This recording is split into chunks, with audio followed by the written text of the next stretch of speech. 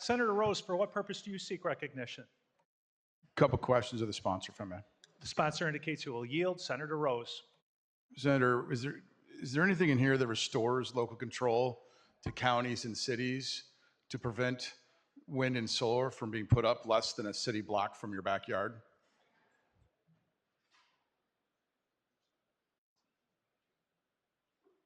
Senator Stottlemyre. I don't think it impacts any changes, but I appreciate the spirit of your question. I do think there can be discussions moving forward as far as what the local impacts have been as far as citing policies and state regulations, but in this bill specifically, it doesn't change anything specifically. Senator Rose. Is there anything in here that adds electrons to the grid to lower prices for everyone? Do we reopen the plants that are being closed? Senator Stottlemyre.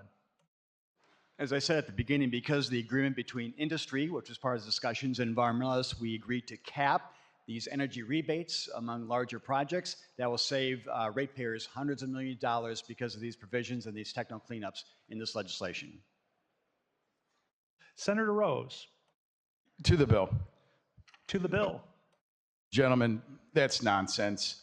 The only way you lower prices on a supply-demand curve, which is exactly what power is by putting more electrons on the grid. By putting more electrons on the grid, you lower prices. You don't lower prices by closing power plants. This does nothing to reopen the power plants that are closed. This does nothing to replace the generator that is now left to Texas that Senator Bryant mentioned.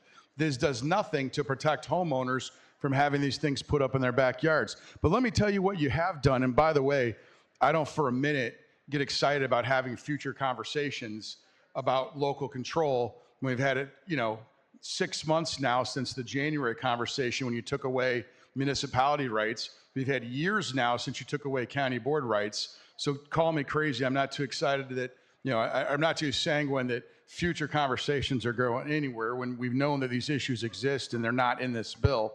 But let me tell you something that does exist.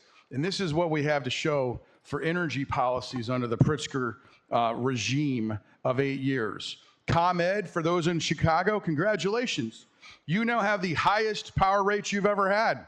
Starting Monday, you're at a record, 19 cents. That's up a third in 6 years under Governor Pritzker. For those of us in Ameren, I guess we should say thank you. We're only going to have the second highest power rates we've ever had, which last year was the first highest power rates we'd ever had, which, by the way, even at the second highest, we've almost tripled where we started when Governor Pritzker took over. So I don't care one whit about a trailer bill that doesn't lower my bill. The people that I represent don't care one whit about a trailer bill that doesn't lower their bills. And by the way, that's the per kilowatt price. That doesn't even address all the fees that sit on your bill. Last year, I had a year where my fees were more expensive than the cost of electricity itself, and the cost of electricity was already tripled.